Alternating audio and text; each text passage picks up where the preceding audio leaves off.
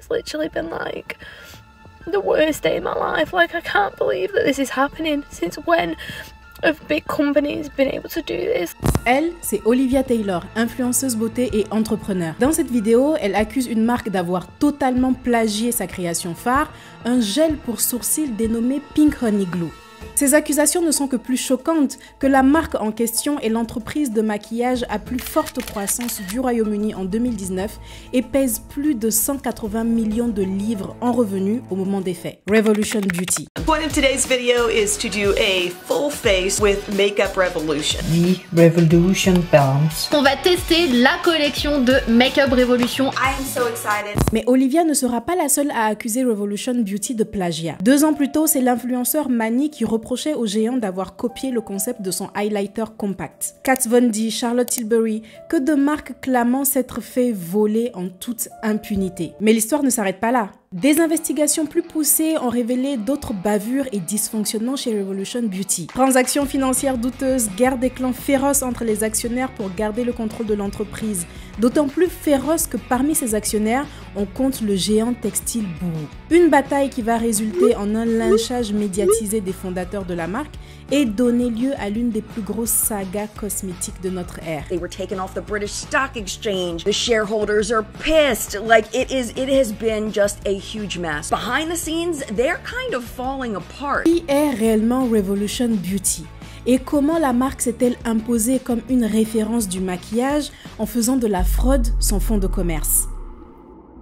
Pour répondre à la question comment tout a commencé, il faut parler d'Adam Minto. Adam, c'est un entrepreneur qui baigne dans l'industrie cosmétique depuis plus de 30 ans. Il a touché à peu près tout ce qui concerne la conception produit. Il a créé et fourni des produits pour les plus grandes marques, MAC, Urban Decay, Sephora, Revlon. Et de toutes ces années d'immersion dans le milieu, il a tiré un constat. L'industrie de la beauté vend des rêves inatteignables et le monopole du marché est détenu par une poignée de géants. Et ce, même pas par le fait que ces géants en question proposent des produits nécessairement révolutionnaires ou des produits que les gens désirent réellement, mais parce qu'ils rachètent inlassablement toutes les nouvelles marques à fort potentiel qui se créent. The beauty world is dramatic and fast growing, and most of its world is controlled by the big corporate players: Estée Lauder, L'Oreal, Coty, and so on, Procter & Gamble, Unilever. Most beauty brands will start with a founder, they will grow and then get sold. Et ça n'aide pas à challenger les codes qui sont mis en place parce que ce sont les mêmes personnes qui dictent les règles. Ajoutez à cela le manque d'éthique, le manque de diversité dans la beauté qui est représentée,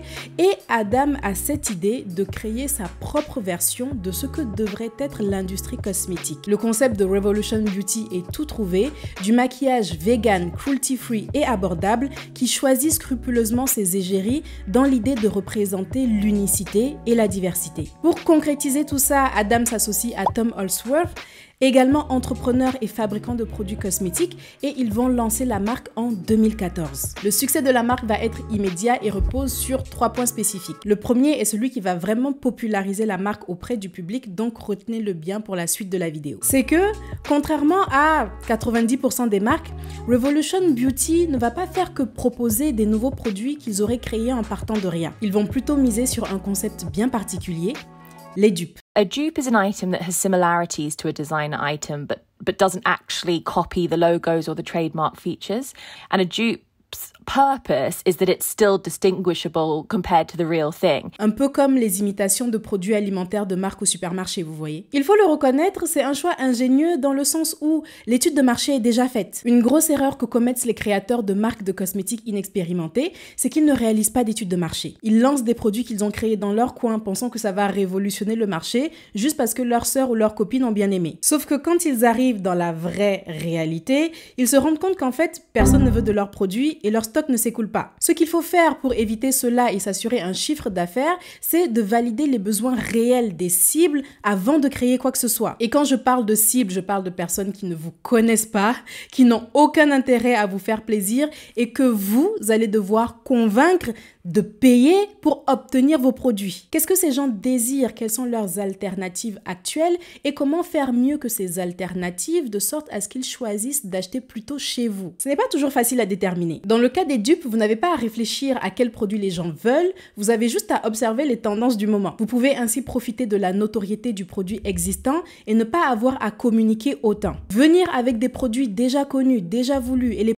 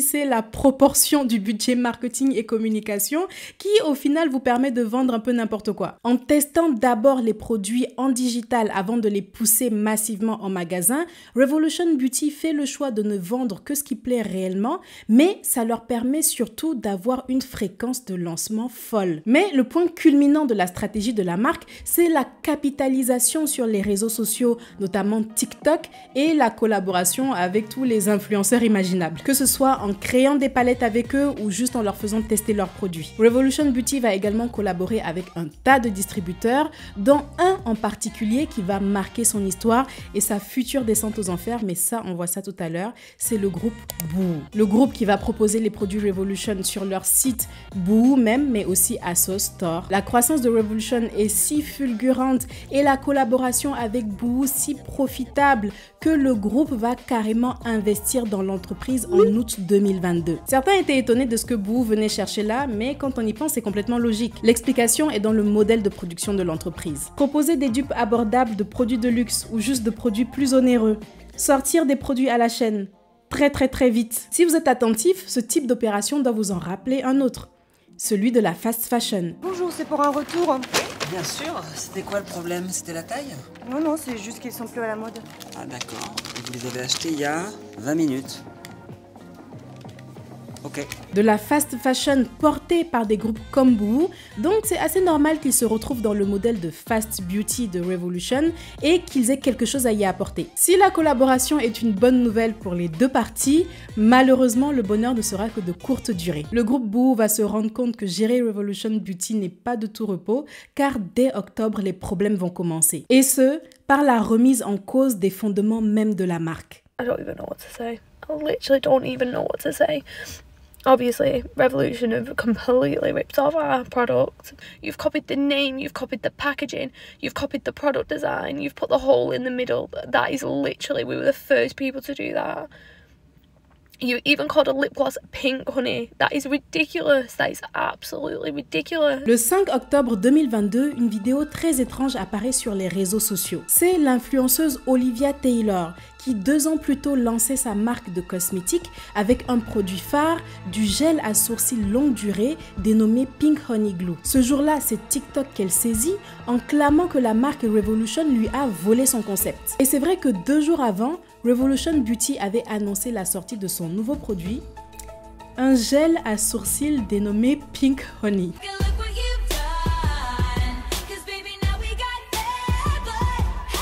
Olivia va se plaindre que tout, du nom du produit au packaging, a été repris et appelle au boycott. Ces propos ont été repris par des gros influenceurs de la communauté et la vidéo a fait un buzz tel que seulement 2 jours après sa sortie, Revolution va retirer sa copie du marché. Et si le public est en colère, c'est que ce n'est pas la première fois que Revolution Beauty se retrouve dans une polémique pareille. This video is in regards to this. This is Lunar Beauty, this is my brand, this is my highlighter compact, and this is the Makeup Revolution compact highlighter.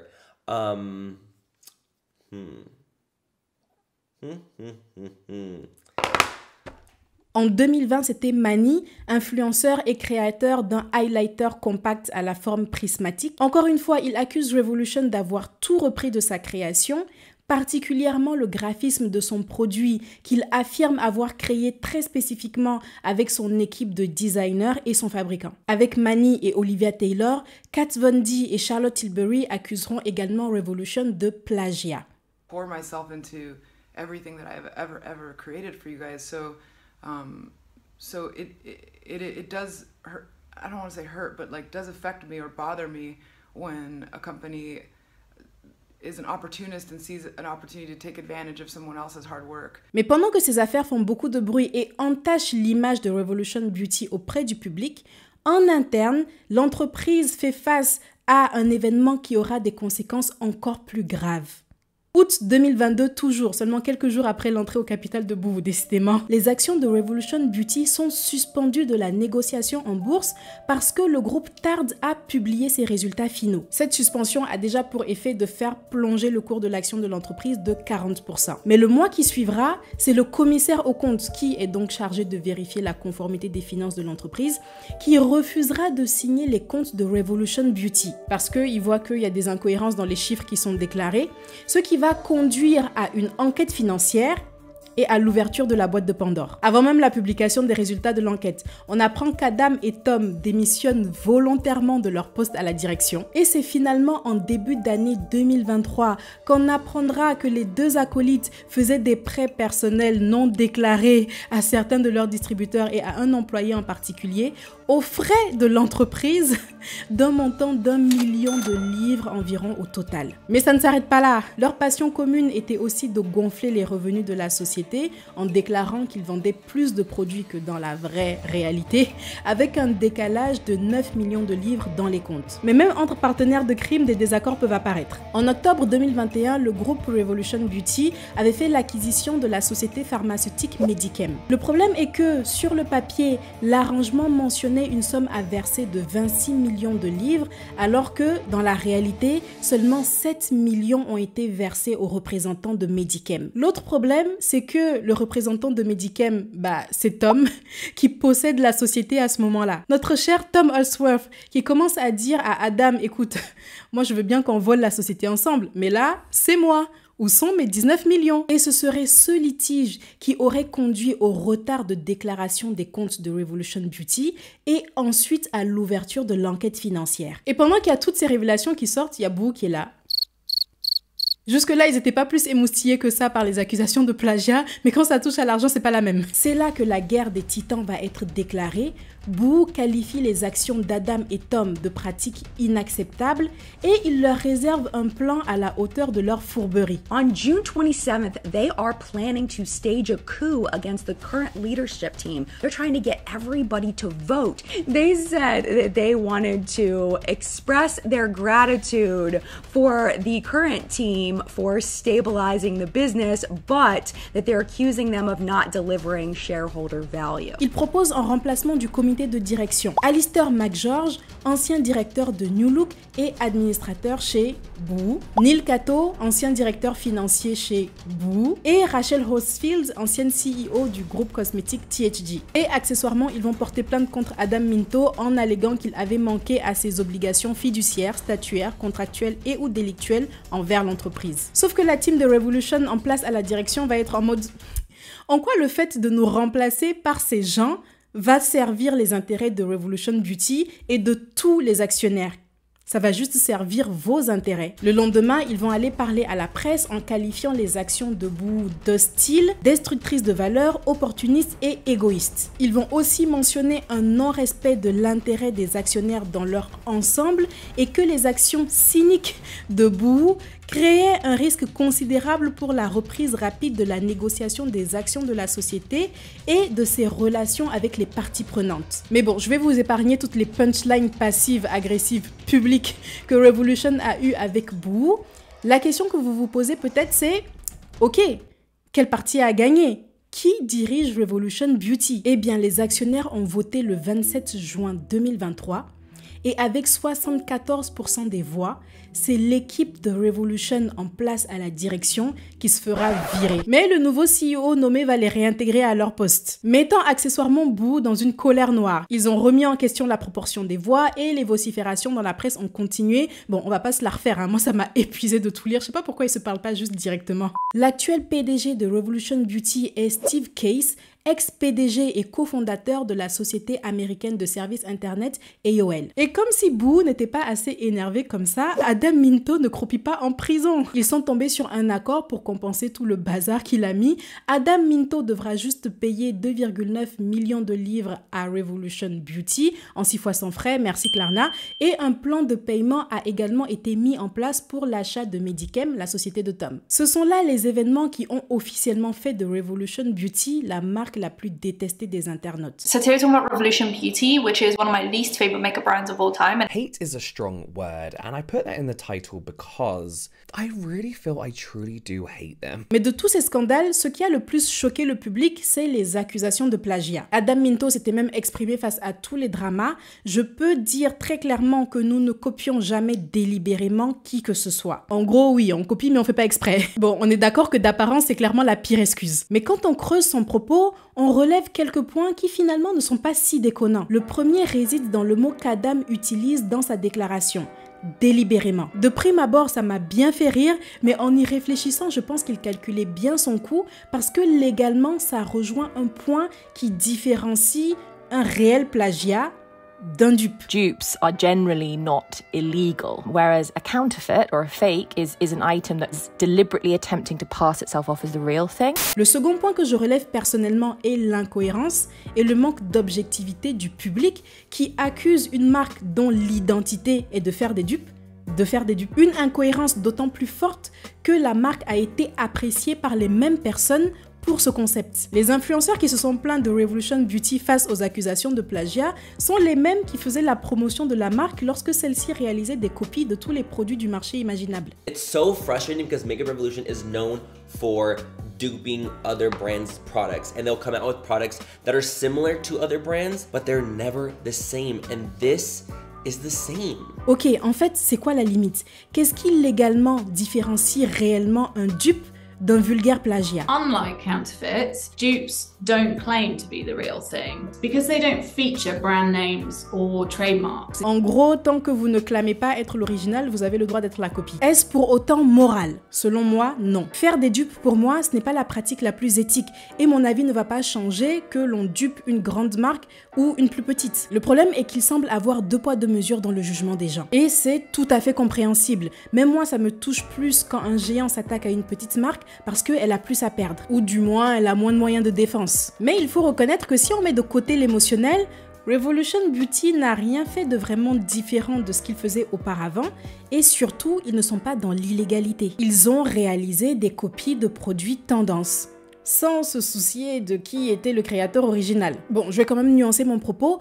Un tribunal peut trancher en faveur de la marque, pour le coup plagiée, lorsque celle-ci arrive à démontrer que le plagiaire surfe sur sa marque, sur son nom, pour vendre sa copie. Et du coup, ça lui porte préjudice à elle, l'original, à ses performances de vente, etc. C'est ce qu'il s'est passé dans l'affaire Charlotte Tilbury versus Aldi en 2019. Mais encore faut-il avoir le budget pour engager des poursuites. Donc là, la discussion devrait plutôt être de quels moyens les marques qui ont un budget plus faible disposent pour se protéger de ce genre de pratiques. 3 moyens possibles en cosmétique. Le brevet. Mais attention, ça c'est la solution que les gens sortent à tout va, mais ce n'est pas toujours possible. Il y a des critères à respecter que j'ai déjà détaillés en long et en large en vidéo, et il faut se l'avouer, la plupart des produits qui se lancent sur le marché n'entrent pas dans ces critères. L'enveloppe solo, ça vaut plus en France et en Europe, il me semble. C'est un document que vous pouvez déposer et dans lequel vous pouvez indiquer la date de votre idée, de votre création. Ok, ça ne vous protège pas réellement, ça prouve juste que vous avez eu une certaine idée en premier,